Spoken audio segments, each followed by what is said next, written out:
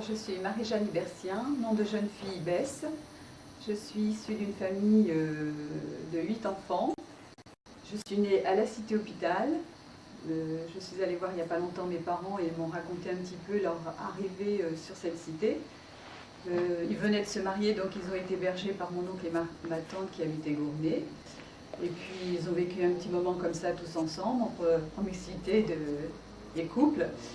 Et ensuite, ma mère, en ayant assez, est montée sur le plateau, est allée voir au niveau de la Cité Hôpital. Il y en avait un de libre. Donc elle a dit, c'est là que je vais habiter. Le soir, elle a emmené mon père, elle a dit, on va s'installer là. Il n'y avait pas de carreaux, tout était un petit peu en courant d'air. Donc ils se sont installés, ils ont mis des sacs de pommes de terre sur les fenêtres pour boucher un petit peu l'air. Et puis progressivement, ils se sont installés. Il n'y avait pas d'eau courante. Donc mon père, après son travail tous les soirs, faisait le plein avec les lessiveuses pour que ma mère n'ait pas à aller chercher l'eau alors qu'il y avait les enfants en bas âge à la maison. Donc il faisait son jardin pour aider un petit peu la famille à vivre. On élevait des poules, des lapins, des chèvres. Donc, ce qui me permettait un petit peu d'arrondir quand on n'avait pas trop d'argent, parce que la vie était difficile. Mais en tant que gamin, on ne s'en apercevait pas trop, parce que tout le monde vivait pareil, avec les mêmes choses, la même vie difficile. Le partage se faisait bien facilement à l'époque, parce que quelqu'un était dans le besoin, un voisin tout de suite venait pour aider, c'était la solidarité. Et puis, ça n'empêchait pas d'avoir des moments de joie de vivre, puisqu'on partait en groupe du voisinage, faire un pique-nique dans le parc d'Orcher, passer des dimanches, jouer au ballon, au mouchoir avec les parents. Donc c'était des moments bien partagés, alors que la vie n'était pas facile. Mais il y avait ces bons moments qui nous revenaient, c'était sympa. Et de la Cité d'Hôpital, vous êtes reparti? Alors après, j'avais donc 6 ans quand je suis arrivée, on disait les baraquements à l'époque. Nous avons quitté la Cité Hôpital parce que la vie se faisait de plus en plus difficile. Donc vers 6 ans, s'est installé au baraquement, donc d'autres voisins, d'autres échanges, des moments rigolos avec les voisins, on sortait, enfin il y avait plein de choses, même si la vie était difficile aussi, mais progressivement bon, ça s'est amélioré. Au début, mon père avait une moto pour aller travailler, après ce fut la voiture, après les vacances. On voyait progressivement la vie qui changeait, la vie qui s'améliorait. On a quitté un petit peu ce côté difficile de la Cité Hôpital et venir après vers plus de facilité, plus de confort, etc. Et au niveau école, vous avez été à l'école sur Arthur Fleury, non? Oui, à l'école Arthur Fleury. La dernière année, c'était avec Madame Decaux pour le certificat d'études. Et puis, fait comme tout le monde du sport avec M. Martineau, la fête de la jeunesse. Je faisais partie aussi du premier départ des enfants de Gonfreville vers la classe de neige à Valloire avec Mademoiselle René. C'était un bon moment. En train, première fois que l'on prenait le train, c'était un événement. C'était des souvenirs super parce que bon, c'était quelque chose. D'ailleurs, quand je suis revenue, ma mère m'a lavé 3 fois le visage parce qu'avec la neige, on était bronzés. Elle me disait, mais c'est le train qui t'a sali comme ça. Alors elle frottait. Mais non, j'avais bronzé. C'était un événement. Voilà. Oui, c'était bien de la neige à cette époque-là, c'était quand même un beau cadeau. C'était un beau souvenir pour nous découvrir déjà la montagne, la neige, faire du ski. C'était quelque chose qu'on n'aurait jamais imaginé, puis qu'on ne pensait pas que ça existait, quoi. Parce que Gonfreville, on était plutôt à la campagne, la plaine, la neige, on en avait. Parce que les souvenirs de neige, j'en ai quand j'étais petite. Mon père nous avait fabriqué un traîneau. On avait un chien, il s'appelait Jackie, un chien de montagne. Il traînait le traîneau, il venait nous chercher le soir à l'école et on repartait à la Cité Hôpital parce que ça nous faisait un bout de route de l'école Arthur Fleury à la Cité Hôpital. Alors il venait nous chercher, le chien nous traînait en traîneau, c'était sympa.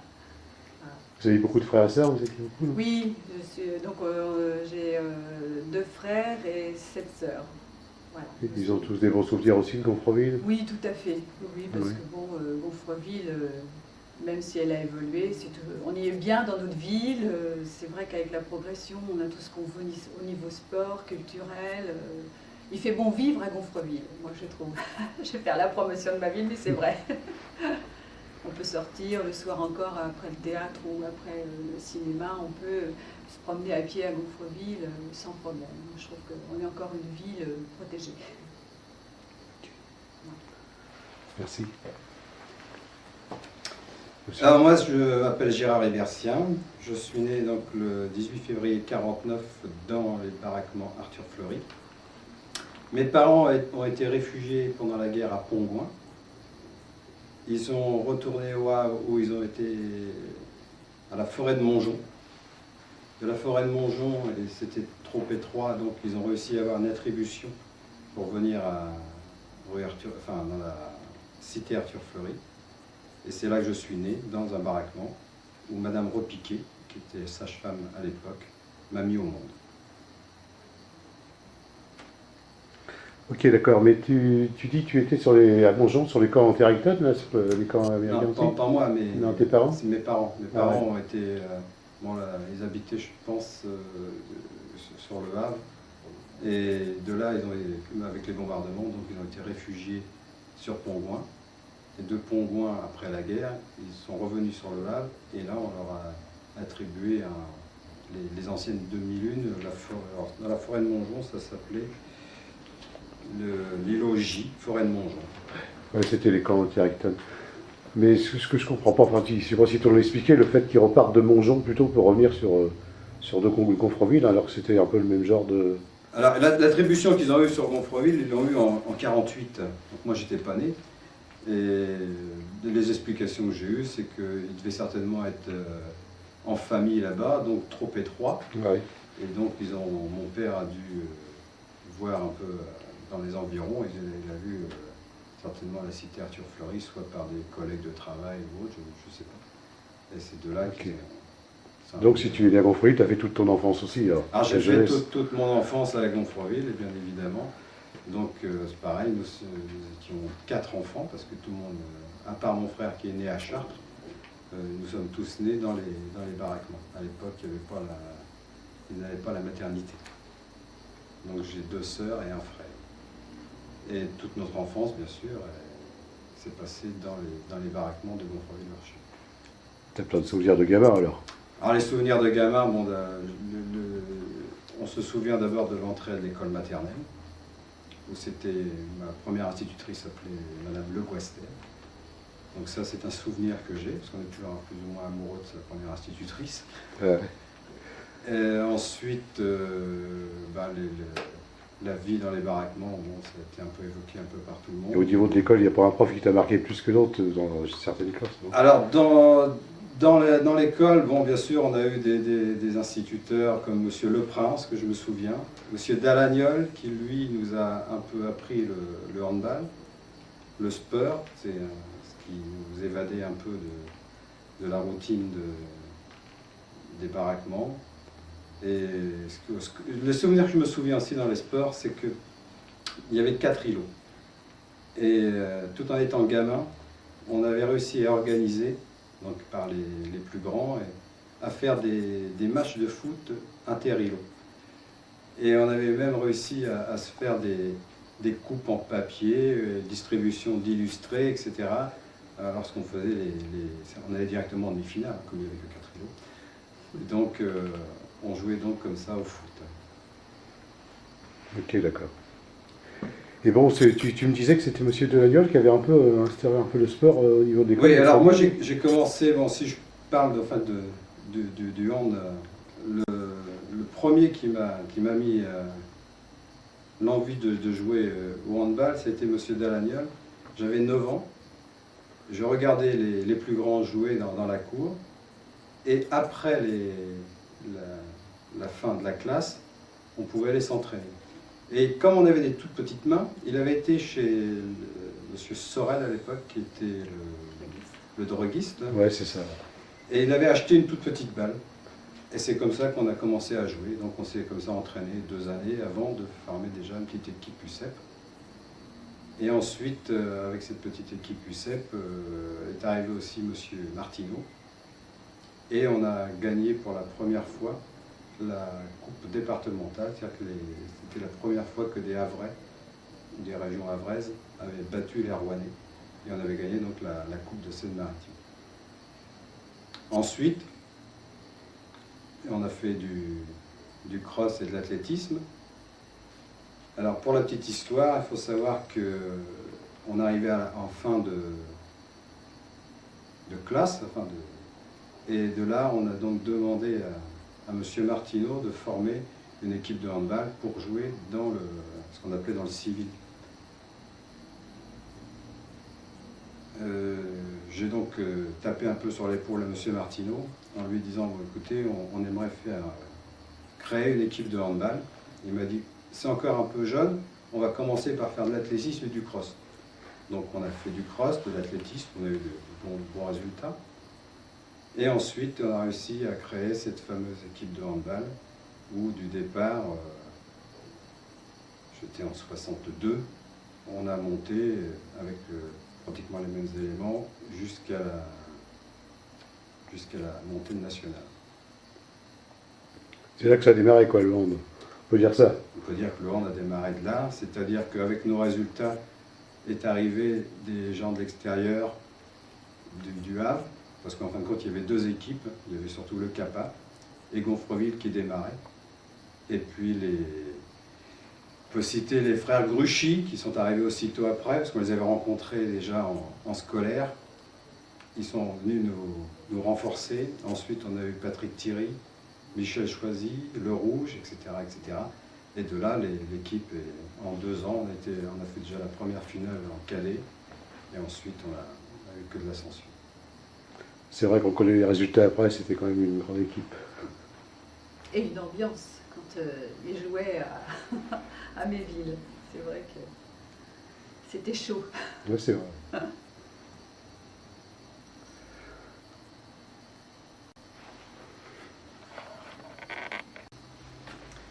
Alors ce que l'on peut ajouter avec le sport, c'est que les Gonfrevillais, à l'époque, dans les années 60, ne sortaient pas beaucoup du camp, faute de transport.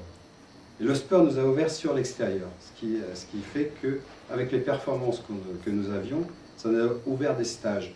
Et ça nous a fait donc aller sur des stages sur Houlgate, sur Granville, ce que je me souviens, et ensuite les connaissances qu'on a pu avoir, donc ça nous a ouvert sur l'extérieur, et ça fait connaître aussi un peu la ville d'une autre manière que les fameux baraquements. Enfin, quand on a vu qu'on était en fait des gens normaux. Madame de la Bruyère-Janine, mon nom de jeune fille est Provo. Je suis née chez mes grands-parents à Guenneville en 1947. Mon père était encore prisonnier après la guerre. Il a été libéré en 1946, ne sachant même pas que la guerre était finie. Donc il est venu nous rejoindre chez mes grands-parents. Et comme c'était trop petit, la maison était vraiment petite, donc on nous a attribué un logement, un baraquement au camp Marcel Gondouin à Gonfreville. Donc nous sommes installés assez chichement, disons, et ma vie a commencé ici. Mon frère est né 2 ans plus tard, donc moi, à peu près à cette époque-là, j'ai commencé à aller à l'école maternelle. Je me souviens des petits jeux qu'on avait, des petits jeux en bois, des petits puzzles. On était assis en cercle autour d'une grande table. La maîtresse était toujours assise avec nous. Et donc après, j'ai poursuivi à l'école primaire, où je me souviens des longues dictées que les dernières années faisaient juste avant le certificat d'études. Et on était vraiment ébahis devant la longueur et vraiment les difficultés qui nous semblaient insurmontables de ces dictées. Donc voilà, mon père avait été libéré en 1946, donc on a commencé notre vie. Et donc à la fin de l'école, il y avait toujours une fête des prix, on nous donnait des prix. Et il y avait une fête vraiment superbe, on était endimanchés, notre plus jolie robe, des chaussettes blanches, petit ruban dans les cheveux. Et on avait appris à l'école des petites scénettes, des chants, et on était vraiment contents de présenter à nos parents. Donc je me souviens en particulier d'une année où les dernières classes de certificat avaient monté un spectacle qu'ils avaient intitulé « Le beau Danube bleu ». Et la scène était décorée tout en fleurs de crépon. C'était vraiment superbe. Je crois que ça a été la meilleure fête qu'on ait faite. Et donc voilà, mon année s'est passée comme ça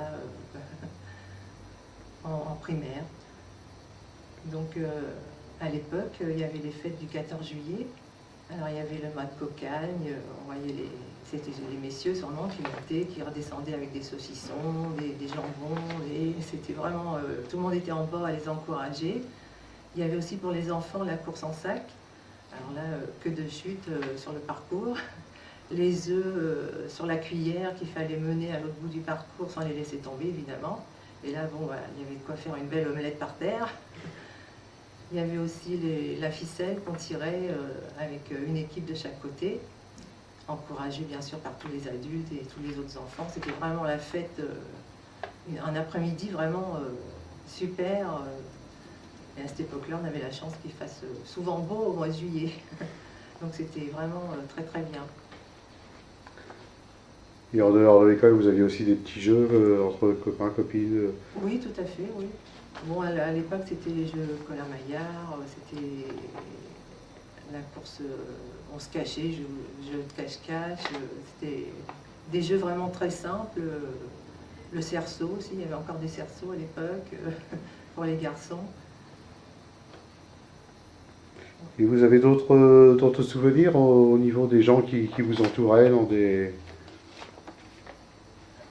Au niveau des voisins, je me souviens d'un couple de personnes qui avaient environ 80 ans, qui habitaient dans une maison un petit peu en contrebas de la rue, et ce qui fait que leurs fenêtres donnaient juste à la rue, quoi.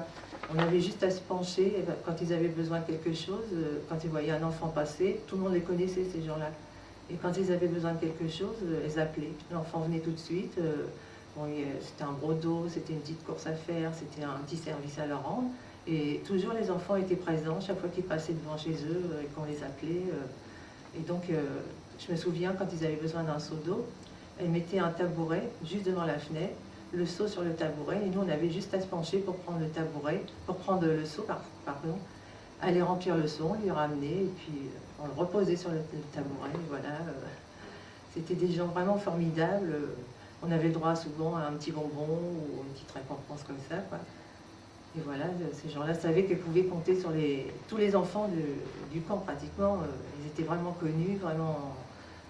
Et donc, ils étaient un peu temps. Donc, tout le monde était gentil avec eux. Tout le monde était gentil avec eux, oui. Même les adultes, évidemment, qui rendaient des services un petit peu plus importants. Et vraiment, ces gens-là, je les ai jamais oubliés. Alors, je me souviens, une fois, un après-midi, il y a eu un orage, mais alors terrible, j'en ai jamais connu, je me souviens pas en avoir connu des si violents que ça depuis. Un orage vraiment et sec en plus, sans pluie, sans... Et donc mon père avait une peur bleue de l'orage, c'était vraiment, c'était affreux. Et donc on avait tout barricadé la maison, les fenêtres forcément, les portes, tout était fermé. Et il nous avait confinés dans une chambre tous les quatre, mon frère était né à cette époque-là.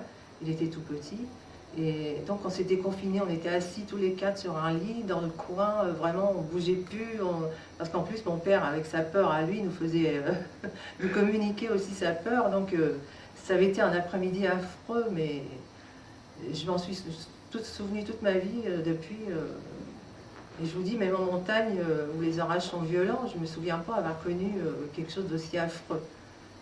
Donc, ça vous a pas donné peur de l'orage, vous plus grande après puis, non, ça a été, bon, quelques jours après, oui, j'étais toujours aussi impressionnée, mais bon, après, ça s'est passé, et puis là, même maintenant, j'ai pas peur de l'orage, ça me dérange pas de me promener sous la foudre et les éclairs, ça me dérange pas.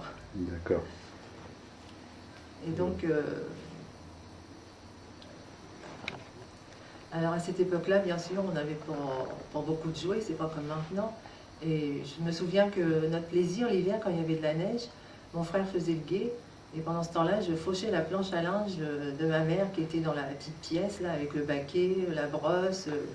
Donc on fauchait la planche à linge, et on se faisait une luge, on descendait la petite descente là, à fond de train là-dessus, et On s'amusait comme des fous, vraiment tout un après-midi, c'était super. Par contre, quand on ramenait la planche à linge à un moment, elle était quand même en très bon état, donc ça se passait pas toujours bien. Et puis bon, à l'époque, on jouait beaucoup dehors, parce que bon, déjà les maisons étaient assez exiguës, on pouvait pas jouer comme on voulait. Donc on jouait dehors des après-midi entières, jusque même quelquefois tard le soir, parce qu'à l'époque, bon, c'est plus comme maintenant, il y avait moins de problèmes, moins de soucis, à part la route qui passait très près de chez nous, la route nationale, où il fallait faire très attention, on n'avait pas le droit de s'en approcher. Sinon, on jouait dehors, alors on faisait du bruit, on criait, c'était vraiment la fête, quoi. Et jamais les voisins nous ont dit quoi que ce soit, allez jouer plus loin, vous nous embêtez. Bon, déjà, il n'y avait pas de télé, donc on les empêchait pas de regarder la télé. Et puis, même quelquefois, ils se joignaient à nous, on faisait des parties de Colin-Maillard, jeu de cache-cache, on jouait au ballon, c'était autre chose, quoi. C'était vraiment... c'était la joie, tout le temps, tout le temps. Pour moi, je garde un souvenir vraiment épanoui et vraiment un très très bon souvenir de cette période-là.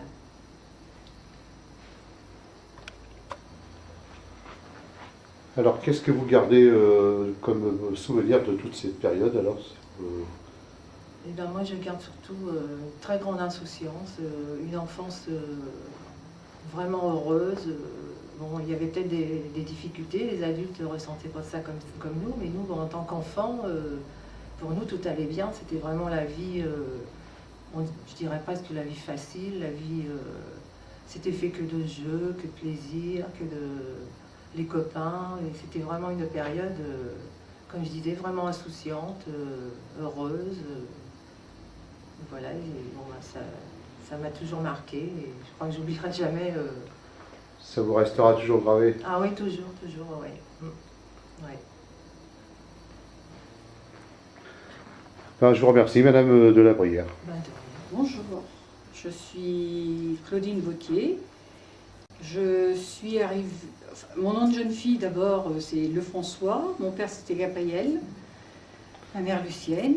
On est arrivé sur les camps en 1953, fin 53 au début 1954, où j'ai fait un petit peu de maternelle.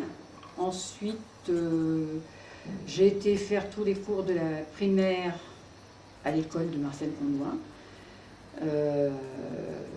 Comme souvenir, j'ai surtout le souvenir d'une maîtresse qui m'a marqué particulièrement, Madame Varela. Elle m'a marqué parce que je me souviens de son nom, mais pas pour une raison particulière. Ensuite, après les cours de la primaire, je suis rentrée au collège Jules Le Seigne au Havre. Donc là, le matin, il fallait se lever tôt, se préparer tôt pour pouvoir partir, arriver à l'heure au collège. On rentrait le soir, il était à peu près 18 h. Toute la journée, on était partis. Ça a quand même été une période, je ne vais pas dire difficile, mais quand on rentrait, c'était quand même déjà tard. Il y avait encore des devoirs à faire parce que j'avais des parents sévères, donc pas de sortie, rien. Donc c'est vrai qu'en fin de semaine, on appréciait quand même un petit peu l'arrivée du week-end. Oui, voilà, je crois. Pendant la vie de l'école, il y a eu aussi le passage du catéchisme qu'on allait le jeudi. C'était... Bon, moi j'aimais bien, bon, je ne veux pas dire que tout le monde a bien aimé, mais moi j'aimais bien. Et bon, on avait des cours de caté avec le curé qui venait de Gournay tous les jeudis pour nous faire nos cours. Et c'était sympa. Bon, il y a eu aussi l'examen qu'on passait pour pouvoir communier, avoir le droit de communier. Et là, il y avait toute une tablée de curés, avec le nôtre évidemment, mais bon, il y avait des gens qui n'étaient pas d'ici, et qui posaient des questions. Et moi, je me souviens que j'étais très timide et que j'avais eu du mal à répondre. Et à un moment, il y a un des curés qui me pose la question, est-ce que tu as un cœur? Je lui réponds oui, en posant la main sur la droite. Et alors il me fait signe non, il me met sa main lui à gauche, et moi quand je je lui réponds quand il me repose la question, je lui dis oui, et je remets la main à droite. Bon, ça avait fait sourire les gens de l'assistance, moi peut-être moins à l'époque, maintenant ça me fait sourire, c'est vrai. Mais bon, j'ai quand même eu l'examen, j'ai quand même eu le droit de faire ma communion. Donc c'était la première année où les aubes devaient être mises. Donc il y avait eu aube et toilette à l'époque, et les garçons, ben, il y en avait certains qui avaient le costume et le brassard, et d'autres les aubes. Ça a été vraiment, c'était assez marquant, et beaucoup de déception chez ma mère, puisqu'elle aurait préféré que j'aie une toilette, et moi aussi à l'époque. Bon, maintenant, je crois que c'est des choses qui passent complètement à côté, mais à l'époque, j'avais été déçue d'avoir une aube. C'était quand même sympa, on était tous habillés pareil. Et on était même en premier sur les rangs et les toilettes arrivaient derrière. Donc, bon, ça c'est une bonne période aussi. Qu'on regarde maintenant avec amusement, sur le coup, c'était pas trop amusant. Il y avait une petite fête familiale, je pense. Ah, et derrière, il y avait la fête, les cadeaux. Il y avait, je crois que surtout, bon, comme tous les enfants, je crois que c'était surtout la fête et les cadeaux qui arrivaient pour la communion. C'était la première montre qu'on avait. C'était bon, des bijoux, soit la chaîne, soit il y avait des gourmettes, des choses comme ça. Et je crois que c'était très important. Il y avait le verre de communion. Plein de choses comme ça qui maintenant, je crois, passent un petit peu les montres. Les enfants tout jeunes ont des montres, puisque mes petits-enfants, même à 2 ans, avaient une montre. Donc je crois que c'est des choses qu'on ne voit plus, mais à l'époque, on était ravis d'avoir ça. Et puis, on était grands, c'est-à-dire qu'on avait pris presque 10 ans de plus, parce qu'on se sentait très fiers d'avoir sa montre. Je crois que beaucoup sont dans mon cas. Est-ce qu'il y a des personnes qui vous ont marqué sur les camps quand vous étiez jeune, que vous avez rappelé des souvenirs ou quoi? Oui, quelques personnes. Je me souviens surtout d'un monsieur qui jouait du banjo, qui se promenait toujours avec son banjo sur l'épaule et qui se baladait, qui allait jouer sûrement dans des petits coins pour récupérer un petit peu d'argent. Moi, il m'a marqué parce que j'adorais, c'est parce que c'était peut-être le seul homme qu'il y avait sur le camp que je me souvienne qui jouait de la musique. Et donc, il nous jouait quelquefois des petits airs de banjo. C'était bien sympa. Oui, je le revois comme ça, mais j'ai jamais su son nom, je ne sais pas du tout. Il habitait dans le bâtiment des célibataires, c'est tout ce que je sais. Je ne sais pas rien d'autre de lui. Et puis, il y avait aussi une petite dame là qui me demandait assez souvent, régulièrement, de lui ramener des courses. C'était une dame dans le bâtiment des célibataires aussi, qui était toute seule et qui était plus ou moins impotente un petit peu, qui me demandait de lui faire ses courses. Alors, bon, moi, j'aimais bien rendre service, donc j'allais lui faire des courses, et elle me disait toujours, quand j'aurai ma pension, un jour, je te donnerai quelque chose parce que tu es trop gentil. Et bon, et moi, je ne le faisais pas du tout pour de l'argent. Et je me souviens, bon, un jour, elle m'appelle et puis elle me dit, tiens, elle me donne une pièce, je ne me souviens pas du tout combien c'était peut-être 5 centimes à l'époque, mais bon, elle me donne une pièce. Et quand je suis rentrée chez moi, toute fière de la montrer à ma mère que j'avais été payée avec de l'argent pour avoir rendu service. Et ma mère m'a dit, c'est pas du tout comme ça que ça se passe. Et il dit, tu vas aller rendre. Et moi, je ne voulais pas. Et ma mère est venue avec moi pour que je rende la pièce à la dame. Et donc, il a fallu que je rende les sous. La dame était un petit peu consternée parce que c'était pas... Elle l'avait fait gentiment aussi. Mais bon, c'était pas dans le principe. On rendait service, on n'avait pas à se faire rémunérer à l'époque. Bon, je crois que maintenant, c'est toujours pareil. Si on rend service, c'est pas pour se faire payer. Mais donc, à l'époque, non, dans les camps. Et puis, on sait bien que tous les gens qui étaient là-bas avaient pas beaucoup d'argent non plus. Hein. Il y avait plus ou moins d'argent, mais je pense que cette personne qui attendait une pension ne peut pas être bien. Ouais, on n'aimait pas trop parler d'argent à cette époque-là. Non, parce que l'argent, voilà, on se rendait des services et... Voilà, c'était de la solidarité, mais complètement gratuite. Ah oui, oui, oui, tout à fait. Je pense que là, je pense que dans tout le temps, ça a été comme ça. Pas à souhaiter. Bon, et puis, je vais conclure, parce que des petites histoires, il y en a sûrement d'autres, mais qui sont plus ou moins dans l'oubli. Que je pense que c'est important ce que les gens font là maintenant, de récupérer des témoignages et des choses comme ça sur les camps.